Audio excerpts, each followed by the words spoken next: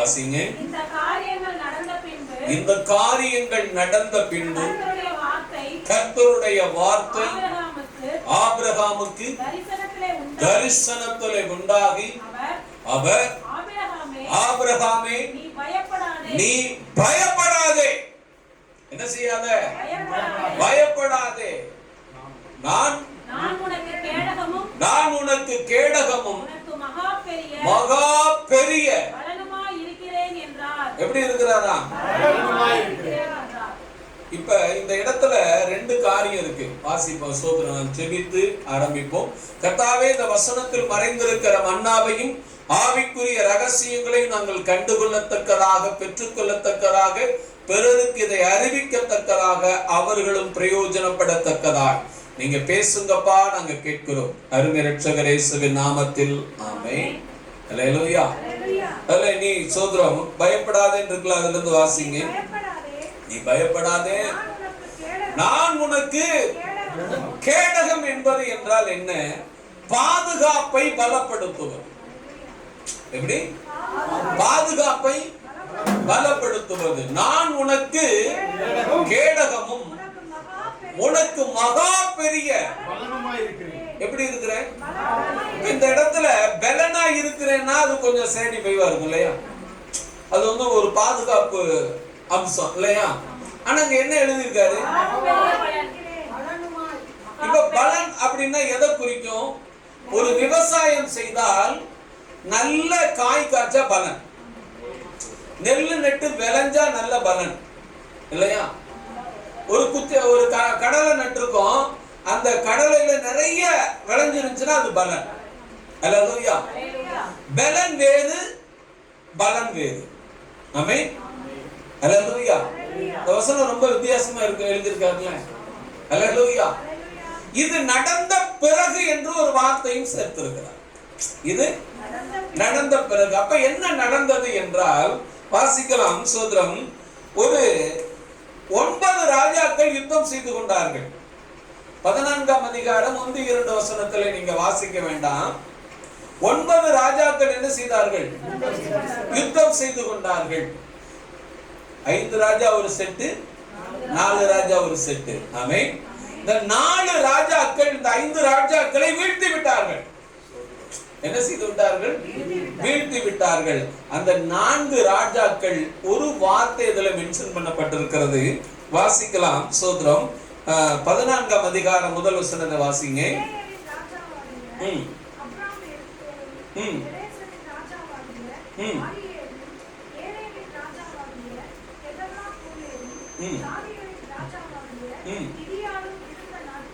என்ன சொல்லிருக்காரு? இந்த நாட்களில் அப்படிங்கிறது ஒரு விசேஷித்த தன்மை கொண்டது. அல்லேலூயா. நாட்களில் அப்படின்னா அதுக்கு ஒரு விசேஷம் இருக்கிறது. அல்லேலூயா. 6ஆம் அதிகாரம் ஆதியாகமம் 6:1 வாசிங்க. மனுஷர் பூமியின் மேல் பெருமத்துவத்தி அவர்களுக்கு குமாரத்திகள் பிறந்தபோது தேவகுமாரர் மனுஷகுமாரத்திகளை அதிக சௌந்தரியம் உள்ள 4வது வசனத்தை வாசிங்க. அந்நாட்களில் அல்லேலூயா. அந்நாட்களில் யார் இருந்தது? அந்த நாட்களில் அப்படிங்கிறதுக்கு பின்னாடி ஒரு பெரிய விசேஷித்த தன்மை மறைந்திருக்கும். அந்நாட்களில் இருந்தார்கள். அல்லேலூயா. ஆதியாகமம் 10:35 வாசிங்க.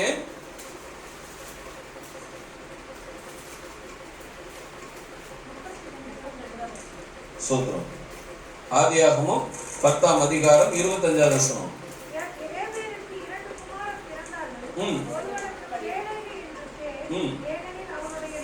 அவனுடைய நாட்களில் பூமி பழுக்கப்பட்டது. என்ன பட்டது? இப்ப நீங்க எல்லாம் பாத்தீங்கன்னா நிறைய சேனல்ல இருந்து சொல்லுவாங்க, இமயமலை ஒரு தட்டுப்பை என்ன செஞ்சது? மோதுனது. அதனாலதான் இமயமலை ஆச்சு. தெரியுமா? கேள்விப்பட்டீங்களா? பூமிக்குள்ள இருக்கிற தட்டுகள் கண்டங்கள் இடம் மாறிடுச்சு. அதுக்கு முன்னாடி எப்படி இருந்ததா? ஒரே கண்டமா இருந்தது. உலகம் எப்படி இருந்தது? ஒரே கண்டமா இருந்தது. ஆமென். அதுக்கப்புறம் என்னாச்சு? சுழற்சியில இந்த கண்டம் இன்னொரு கண்டம் நம்ம லெமோரியா கண்டம் என்ன செய்தது? தண்ணி கடியில போயிடுச்சு. அப்ப பகுக்கப்பட்டிருக்கிறது இல்லையா? அது உண்மையா பொய்யான்னு நீ எங்கேயும் தேட வேண்டியது இல்ல. அது நடந்தது உண்மைதான் கர்த்தர் சொல்றார். அல்லேலூயா, அல்லேலூயா. அவனுடைய நாட்களில் தான் இந்த பூமி என்ன செய்யப்பட்டது? பகுக்கப்பட்டது, பிரிக்கப்பட்டது. அல்லேலூயா. விஞ்ஞானத்தை விட வேதம் தெளிவாக நமக்கு சாட்சி சொல்லுகிறது. இன்னைக்கு சொல்லிட்டு இருக்கான் பூமி இந்த தட்டு அந்த தட்டோட போய் என்ன ஆயிடுச்சு? மோதிடுச்சு. ஸ்ரீலங்கா அங்கிட்டு போயிடுச்சு, நம்ம இங்கிட்டு வந்துட்டோம், மடாஸ்கார் தீவெல்லாம் கீழே போயிடுச்சு. இப்படி நிறைய காரியங்கள் சொல்றாங்க. அதுக்கு அவங்க ஒப்பிட்டு சொல்லக்கூடிய காரியங்கள் என்ன தெரியுமா? நம்ம வச்சிருக்கிற உரல் அவங்க வச்சிருக்காங்க, நம்ம வச்சிருக்கிற விவசாயம் அவங்க வச்சிருக்காங்க. அல்லேலூயா, அல்லேலூயா. இந்த நாட்களில் என்று சொன்னால் ஒரு விசேஷித்த தன்மை இருக்கிறது. நாட்களில் என்று சொன்னால் அதற்கு ஒரு விசேஷித்த தன்மை இருக்கிறது. இங்கே 14ஆம் அதிகாரம் முதல் வசனத்திலே பார்க்கிறோம். அவனுடைய அந்த நாட்களிலே அவர்கள் இருந்தார்கள். அந்த காலகட்டத்துக்கு பிறகு அந்த நாட்களுக்குரிய மேன்மை யாருக்கு தேவன் கொடுக்கிறார் என்று சொன்னால் ஆபிரகாமுக்கு கொடுக்கிறார். அல்லேலூயா. அதனாலதான் சோதரம் 15ஆம் அதிகாரத்திலே தெளிவாய் சொல்லுகிறார். இவைகள் எல்லாம் நடந்த பிறகு ஆபிரகாமுக்கு உண்டாகி அவர் சொன்னாரு, நான் உனக்கு மகா பெரிய. அல்லேலூயா. அப்படி என்றால் என்ன? நடுவதற்கு முன்னதாகவே விளைச்சலை அறிந்து கொள்ளுகிற பலனை கொடுத்தார். அல்லேலூயா. இப்ப இவருக்கு யாரு பிறக்கலங்க? பிறக்கல. ஈசாக்கு பிறக்கல. அல்லேலூயா. தேவனை நீங்கள் பின்பற்றுகிற போது, தேவனுக்கு நீங்கள் கீழ்ப்படுகிற போது, தேவனை விசுவாசிக்கிற போது, இந்த வேதத்தை முழுமையாக நாம் நம்புகிற போது, அல்லேலூயா, தேவனுடைய திட்டத்தை உனக்கு வெளிப்படுத்துவார். ஆமென். நம்ம என்ன செய்வோம் தெரியுமா? சட்டியில இருந்தாயா அகப்பையில வரும். இது உலகம் நமக்கு கற்றுக் கொடுத்தது. ஆமென். தேவனிடத்துல இருந்தா எப்படி வேணாலும் அவர் உனக்கு வந்து தருவார். அல்லேலூயா, அல்லேலூயா. பாருங்க, இந்த 2வது வசனத்தை வாசிங்க. அதற்கு ஆபிரகாம், கர்த்தராகிய ஆண்டவரே, அடியனுக்கு என்ன தருவீர்? நான் என்ன இல்லை, எனக்கு இல்லை இல்லாமல் இருக்கிறேன்.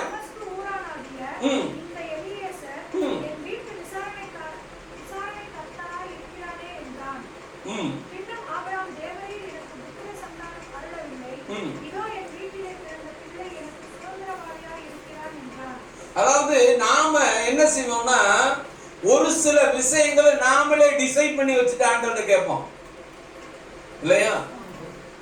பள்ளிக்கூடமா நம்ம டிசைட் பண்ணி வச்சிருப்போம், காலேஜா நம்ம டிசைட் பண்ணி வச்சிருப்போம், வேலையா நம்ம டிசைட் பண்ணி வச்சிருப்போம்.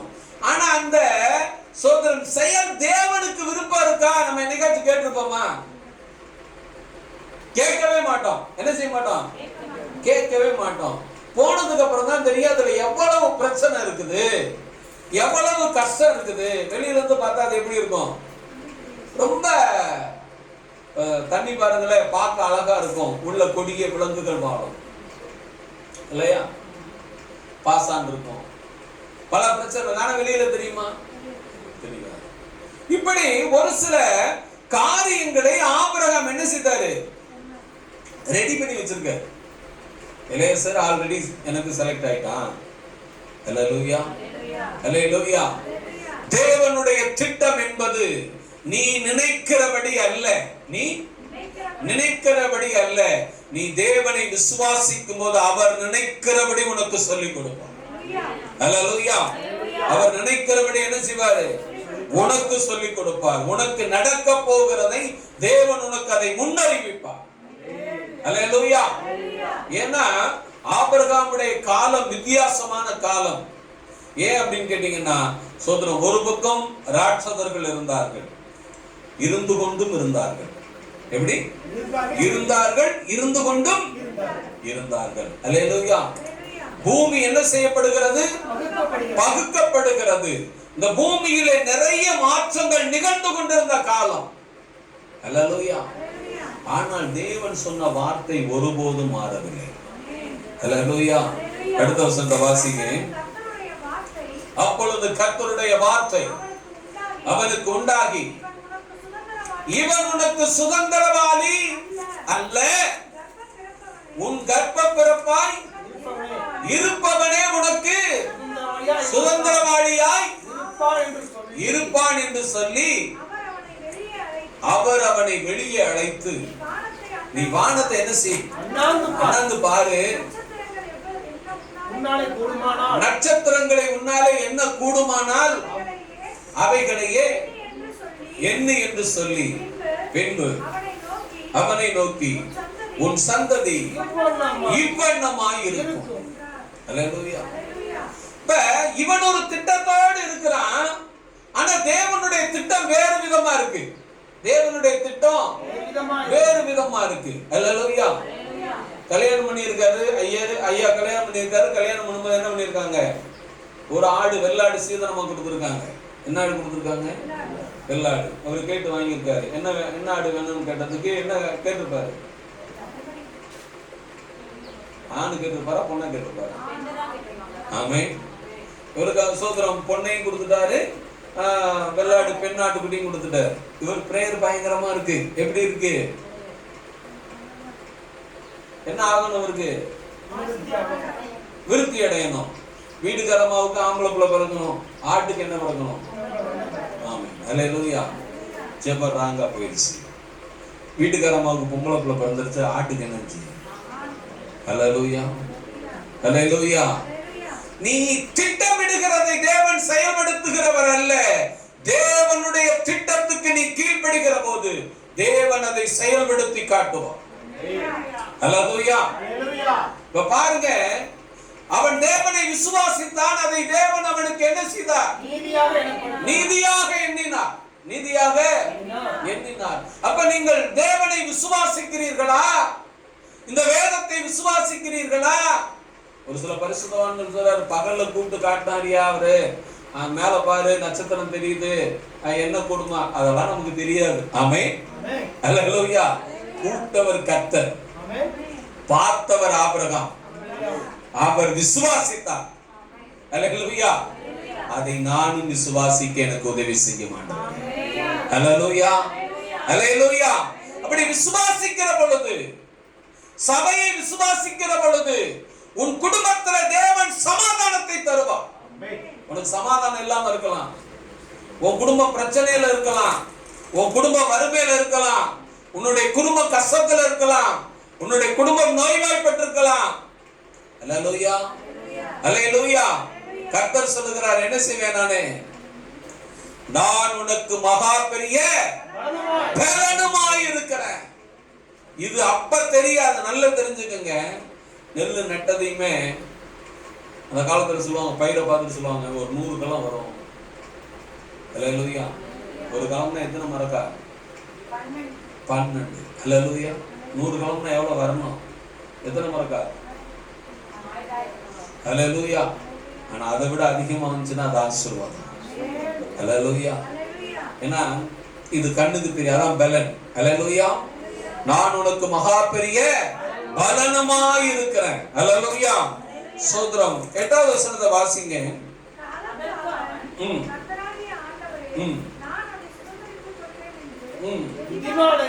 எதனால் அறிவேன்?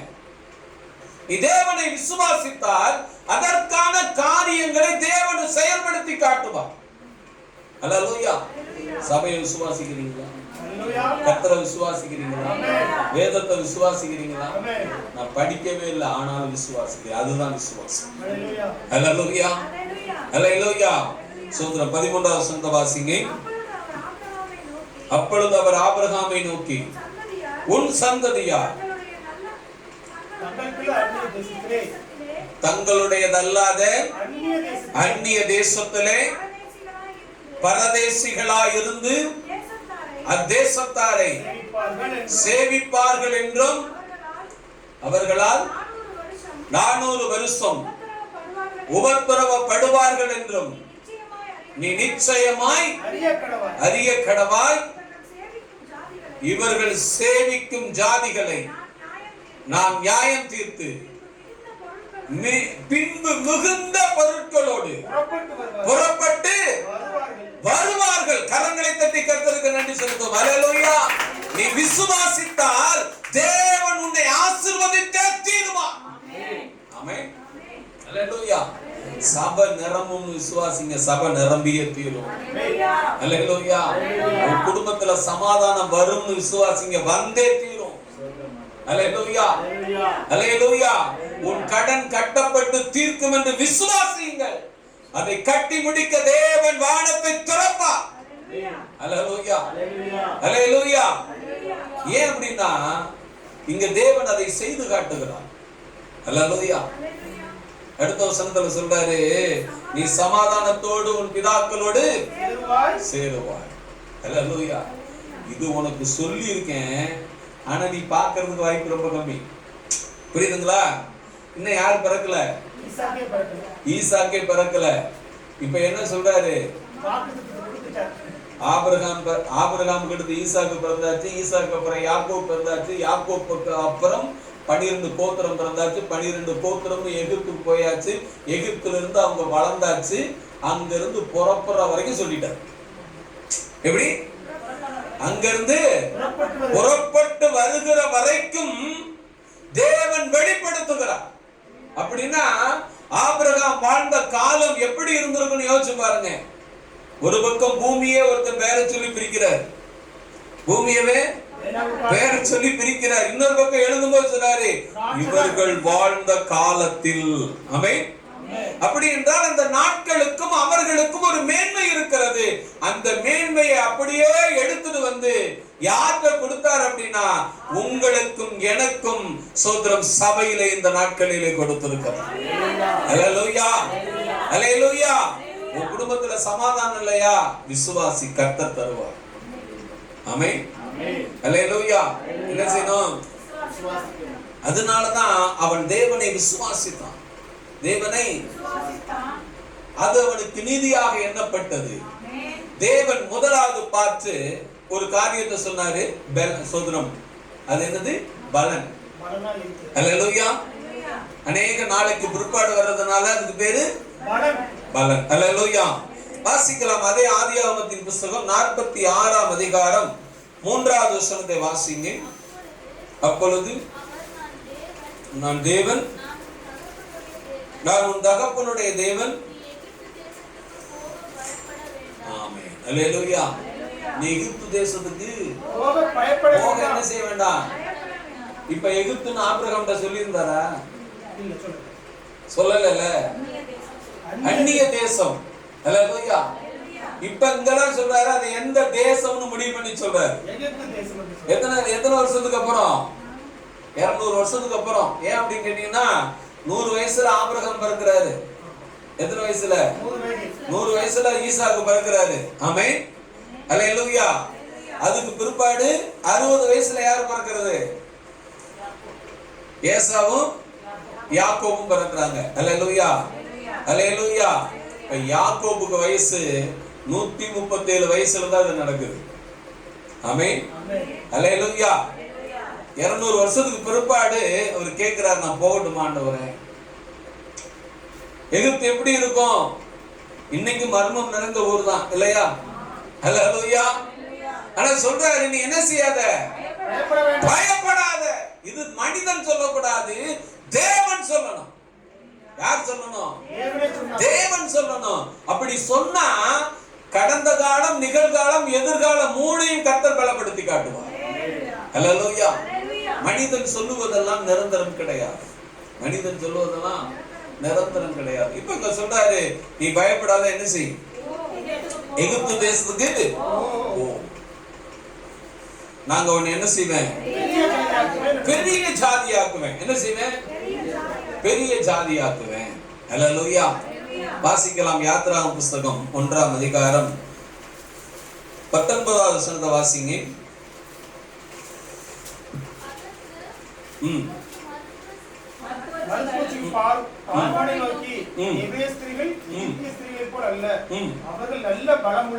எப்படிப்பட்டவங்க? நல்ல பலம் உள்ளவர்கள். அல்லேலூயா. பெண்கள் கூட எப்படி இருந்தார்களாம்? ஹல்லேலூயா. நீ கர்த்தரை தேடுனா இந்த உலகத்தை விட உன்னை பலசாலியாய் கர்த்தர் மாற்றுவார். பலவீனம் இருக்கலாம், அதுக்காக நீ போய் டாக்டர் செக் பண்ணி உச்சந்தலையில இருந்து உள்ளங்கால் வரைக்கும் ஒரு வியாதி இல்லைன்னு சொல்லிட்டான் அப்படின்னு சொல்லி செக் பண்ணுங்கிற அவசியம் இல்லை. என்ன இருந்தாலும் கர்த்தர் உன்னை பலத்தால் இடைக்கட்டும். ஹல்லேலூயா. இப்ப இது யார் சொல்றது? மருத்துவர்கள் சொல்றாங்க. எங்க இருக்கிற மருத்துவர்கள்? எகிப்தில் இருக்கிற மருத்துவர்கள். சோதரம் இஸ்ரவேல் ஜனங்களுடைய பெண்களை பார்த்து சொல்லுகிறார்கள், அவர்கள் எகிப்தியர்களை போல அல்ல, நல்ல பலமுள்ளவர்களாய் கர்த்தர் மாற்றுகிறார். ஆமென். நீங்க தேவனை விசுவாசிங்க, தேவனை நம்புங்க. கர்த்தர் உன் வாழ்வாதாரத்தை பலமுள்ளதாய் மாற்றுவார். அல்லேலூயா. அங்க சொன்னாரு, உன்னுடைய சந்ததியை நான் என்ன செய்வேன்? ஆசீர்வதிப்பேன் எல்லாம் சொன்னாரு. ஆனா இங்க பாக்குறோம், அது ஒப்பிட்டு பார்க்கறாங்க. என்ன செய்யறாங்க? ஒப்பிட்டு பார்க்கறாங்க. இத வந்து நாம சொல்லலாம், அது பெரிய விஷயம் இல்ல. ஆனா யாரு சொன்னது? அதுதான் இருக்கிறதுல ஹைலைட்டான விஷயம். அல்லேலூயா, அல்லேலூயா. அதுல 9வது வசனத்தை வாசிங்க. அவன் தன் ஜனங்களை நோக்கி, இஸ்ரவேல் புத்திரர், இஸ்ரவேல் புத்திரராகிய ஜனங்கள் நம்மிலும் ஏராளமானவர்களும் பலத்தவர்களுமாய் இருக்கிறார்கள் என்று சொன்னார். கரங்களை தட்டி கர்த்தருக்கு நன்றி சொல்லுங்க. அல்லேலூயா, அல்லேலூயா. ஆண்டவர் சொன்னாரு, பயப்படாத, நீ போ. ஆபிரகாம் கிட்ட சொன்னாரு, ஆனா பார்க்கல. ஆனால் இங்கே பார்க்கிறோம், நீங்களும் நானும் பார்க்கும்படி கர்த்தர் எழுதி கொடுத்திருக்கிறார். அல்லேலூயா, அல்லேலூயா. இந்த உலகத்தில் இருக்கிற மேன்மைகளை எல்லாம் எடுத்து உன் கரத்திலே கொடுக்க தேவன் போதுமானவர். அதுதான் நாட்களில் என்ற வார்த்தைக்கு இருக்கிற மேன்மை. பேலேகுடைய நாட்களிலே பூமி என்ன செய்யப்பட்டது?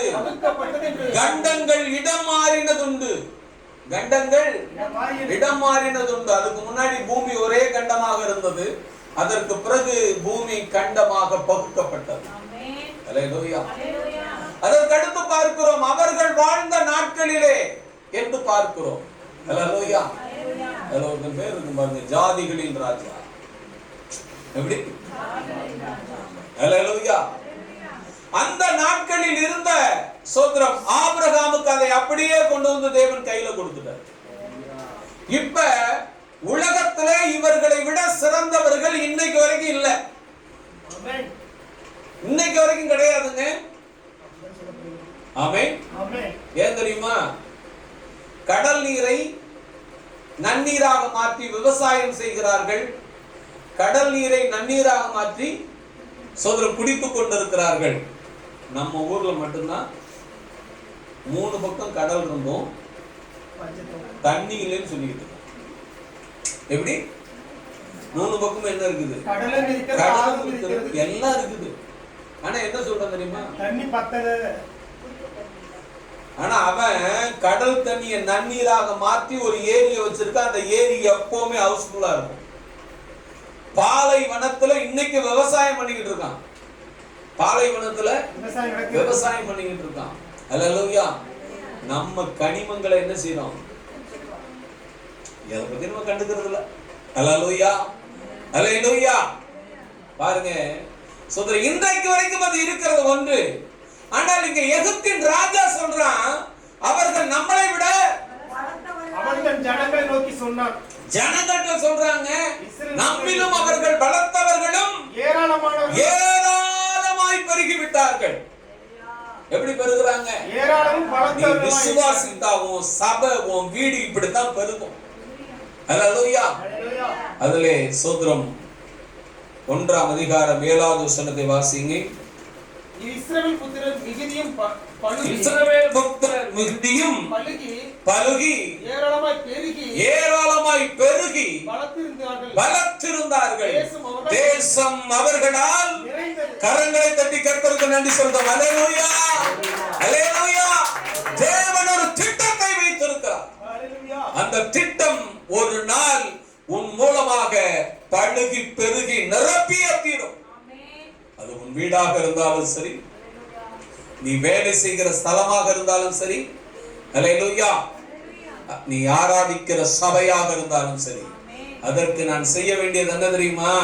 விசுவாசிக்க வேண்டும், வேதத்தை விசுவாசிக்க வேண்டும், பிரசங்கத்தை விசுவாசிக்க வேண்டும், சபையை விசுவாசிக்க வேண்டும், ஊழியக்காரர் சொன்ன வார்த்தை எனக்கு தான் என்று விசுவாசிக்க வேண்டும். அல்லேலூயா. அவர் பேசுறாருல, நமக்கா பேசியிருப்பாரு நினைக்கவே கூடாது, நமக்கு எனக்கு தான் பேசினார். அல்லேலூயா. முதலாவது, ஆபிரகாமிடத்துல எந்த காரியம் என்று சொல்லவில்லை, எந்த ஊர் என்று சொல்லவில்லை, இல்லையா? அந்நிய தேசம் என்று சொன்னார். ஆனாலும் தேவனுடைய திட்டம் ஒண்ணுதான், தேவனுடைய திட்டம் ஒண்ணுதான். அல்லேலூயா. இங்கே சோதரம் யாக்கோபிடத்துல சொல்லும்போது எகிப்து தேசம் என்று பெயரை சொன்னார், எகிப்து தேசம் என்று பெயரை சொன்னார். அல்லேலூயா. அடுத்ததாக என்னாகமம் புஸ்தகம் 14ஆம் அதிகாரம் 21ஆம் அதிகாரம் 34வது வசனத்தை வாசிங்க.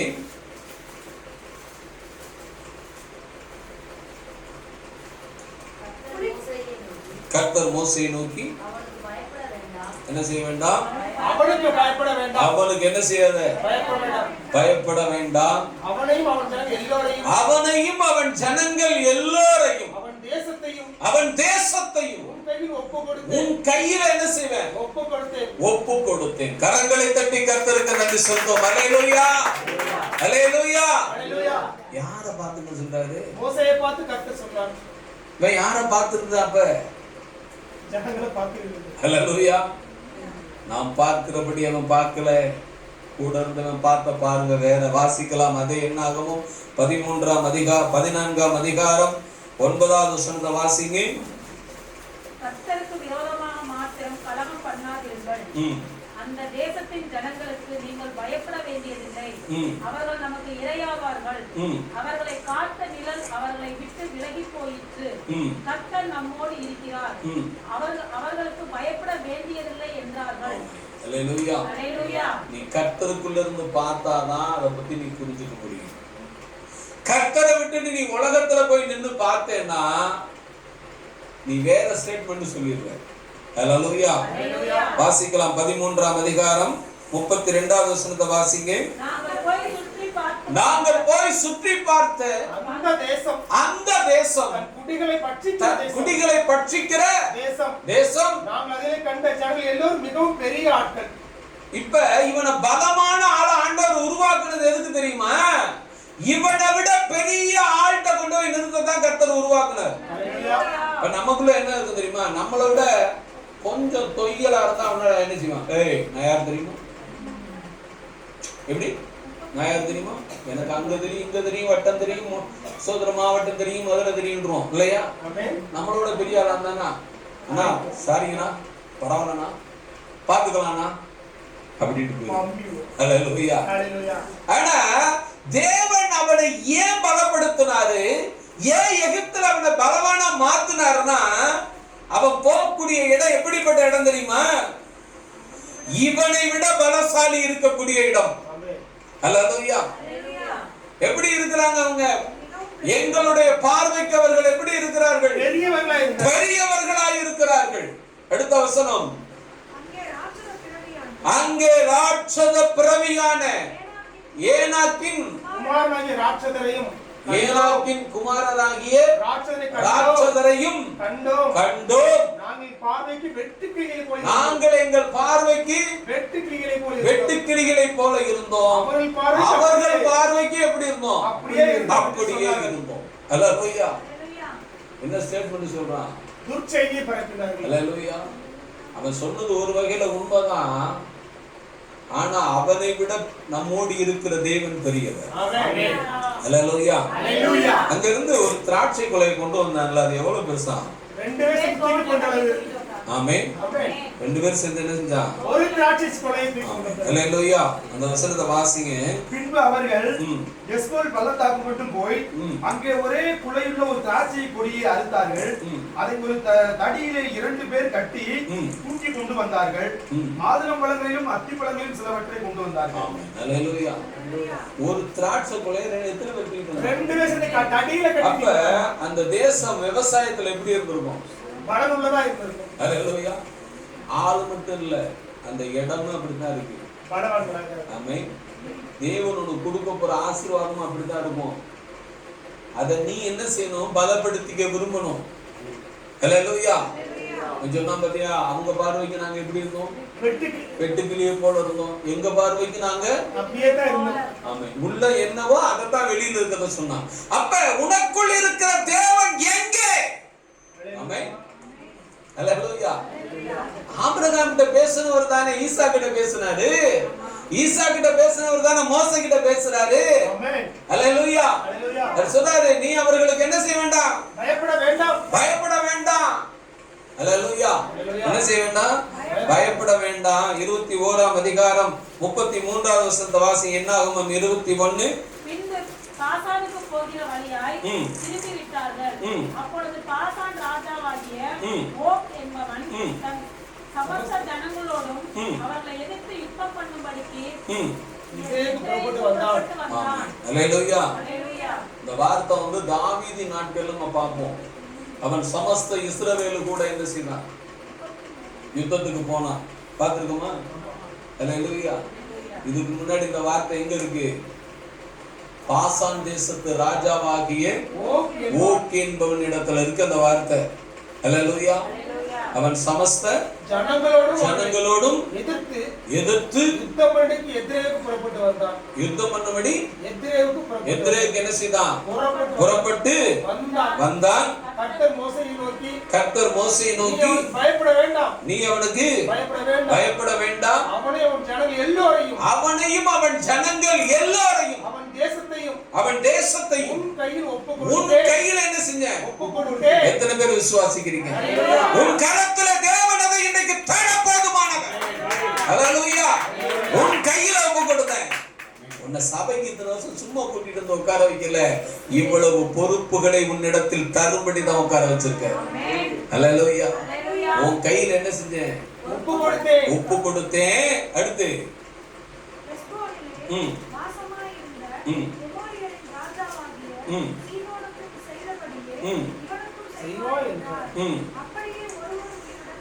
அப்படியே ஒருவரும் உயிருடன் மீதியா இராதபடி அவனையும் அவன் குமாரரையும் அவனுடைய சகல ஜனங்களையும் வெட்டி போட்டு அவன் தேசத்தை கட்டி கொண்டான். கரங்களை தட்டி கர்த்தருக்கு நன்றி சொல்றோம். அல்லேலூயா.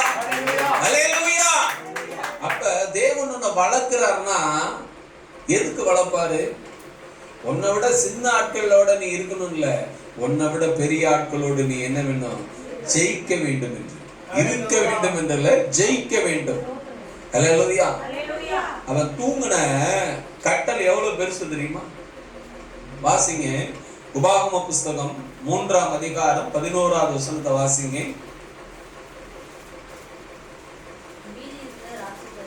மீதி இருந்த ராட்சதரில் பாசானின் ராஜாவாகிய ஓக் என்பவன் மாத்திரம் தப்பித்து மீந்திருந்தான். இரும்பினால் செய்த அவனுடைய கட்டில் மனிதருடைய கை முழத்தின்படியே 9 முழ நீளமும் 4 முழ அகலமுமாய் இருந்தது. ஒண்ணும் இல்ல, 9 முழம்னா எத்தனை அடி இருக்கும்? ஒரு முழம் 1.5 அடி. 15 அடி. அகலம் 4 முழம்னா எத்தனை அடி? 6 அடி. 4 முழம்னா இப்ப நம்ம வீட்டுல வச்சிருக்கோம்ல 6க்கு 4 கட்டல, அது அப்படியே நீங்க என்ன செய்யணும்? அல்லேலூயா. 15க்கு 6 பெருக்கி பார்த்துருக்கேன். 15க்கு இன்னைக்கு நம்ம வீட்டுல இருக்கிற ஹாலு தாங்க அவனுக்கு பெட்ரூம். பெட்டே அதான் இல்லையா? இன்னைக்கு 20க்கு 20 கால் போட்டாதான் அவன் அதுக்கு அவனுக்கு பெட்ரூம். உண்மையா இல்லையா? அவனுடைய கட்டல், இரும்பினால் செய்த கட்டளுடைய நீளத்தை சொல்லப்படுகிறது 15 முழ நீளம், 4 முழ அகலம். அப்படின்னா என்ன அர்த்தம்? 15 அடி சோதரம் நீளம். 15க்கு 1 2 குறையலாம் இல்லையா? 1 2 குறையலாம். அல்லேலூயா. சோதரம் 6 அடியில ஒண்ணும் மாற்றமே கிடையாது. 6 அடியில ஒண்ணும் மாற்றமே கிடையாது. அப்படிப்பட்ட வளர்த்தியாக, பலசாலியாக, பராக்கிரமசாலியாக இருந்த ஜனங்களை கர்த்தர் உன் கையிலே ஒப்பு கொடுப்பார். நீ அவர்களை கர்த்தருக்குட்படுத்துவார். அல்லேலூயா, அல்லேலூயா. அதான் சொல்றாரு, அவர்கள் தேசத்தை அவர்கள் கட்டி கொண்டார்கள். என்ன செய்தார்கள்? கட்டி கொண்டார்கள். எத்தனை பேர் விசுவாசிக்கிறீங்க? ஆமென். அல்லேலூயா. நீ விசுவாசித்தால் தேவன் இவை எல்லாவற்றையும் உன் கரத்திலே கொடுக்க போதுமானவர். ஆமென். எல்லோரும் முழங்கால் படிக்கிறோம். கேட்ட வார்த்தையை சற்று நான் சிந்தித்து பார்ப்போம். நான் எப்படி இருக்கிறேன்? நான் என்னவாக வாழ்ந்து